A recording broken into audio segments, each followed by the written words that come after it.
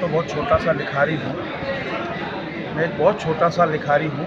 मैं गुरु ग्रंथ साहब से कुछ पंक्तियाँ पढ़ूँगा। अब्बले अल्लाह नूरो पाया, कुदरत के सब बंदे, एक नूर तो सब जग उपजा, कौन भले कौन मंदे।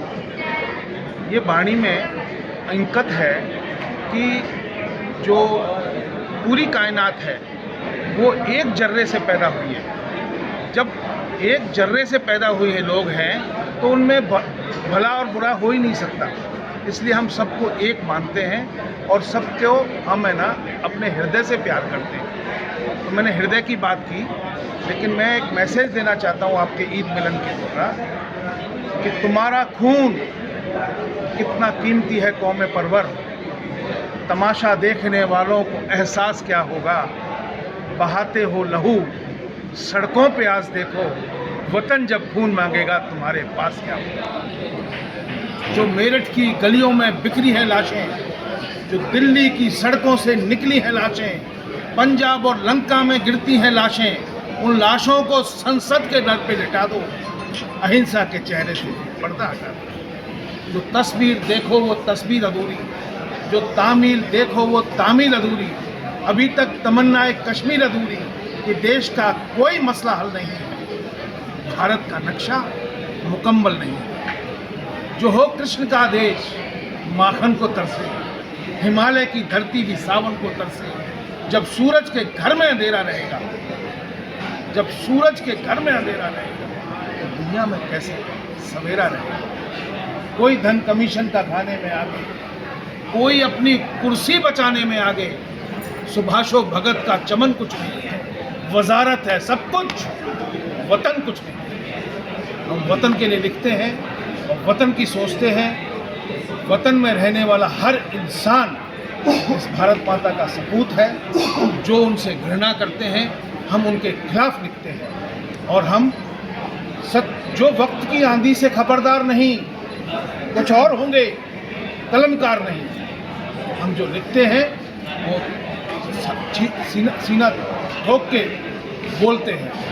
ये ईद मिलन में हमें बोलने का मौका दिया, इसके लिए हम जमात का तहे दिल से शुक्रगुजार हैं कि एक ऐसा मैसेज जो लोगों तक पहुंचना चाहिए था, हमने कोशिश की। हम किसी का धर्म प्रचार नहीं करते। तर मी खरं आभार मानतो की त्यांनी ईद मिलन हा कार्यक्रम आयोजन केलेला आहे। त्या कार्यक्रमाच्या निमित्ताने काय होतं, सर्व धर्मातले लोक एकत्र येतो।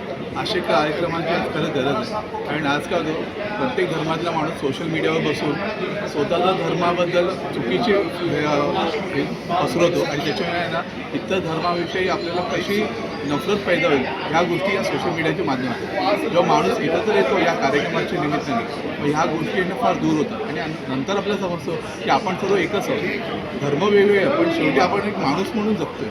आज प्रत्येकाला एकमेकांची गरज आहे। आम्ही साधं उदाहरण दिले, आम्ही डॉक्टर जे आमच्याकडे रुग्ण येतात, आम्ही कधी असं बघत नाही की हिंदू आला की मुस्लिम आला की शीख आला की ईसाई आला। आम्ही त्याला एक माणूस म्हणून बघतो, त्याला ट्रीटमेंट देतो आणि त्याला बरं करून पाहतो। तर मला असं वाटतं की डॉक्टरीच्या पेशाच्या माध्यमातून आम्ही जी आज रुग्णसेवा या समाजात करतो ते प्रत्येक माणसाने प्रत्येक क्षेत्रात केलं तर प्रॉब्ली प्रत्येकाचा धर्म पण स्ट्रॉंग राहील आणि माणुसकी आणि इन्सानियत या दोन गोष्टी जिवंत राहतील। या कार्यक्रमात तुम्ही एक जर बघितलं नाही की 5 मॉडेल लावले, त्या 5 मॉडेलमध्ये आहे ना त्याच गोष्टी सांगितल्या ज्या वेदांमध्ये सांगितल्या, ज्या कुराणमध्ये सांगितल्या आणि ज्या बायबलमध्ये सांगितल्या। तर प्रत्येक धर्म हेच सांगतो की तुम्ही एकत्र राहा आणि एकत्र जगा, बस।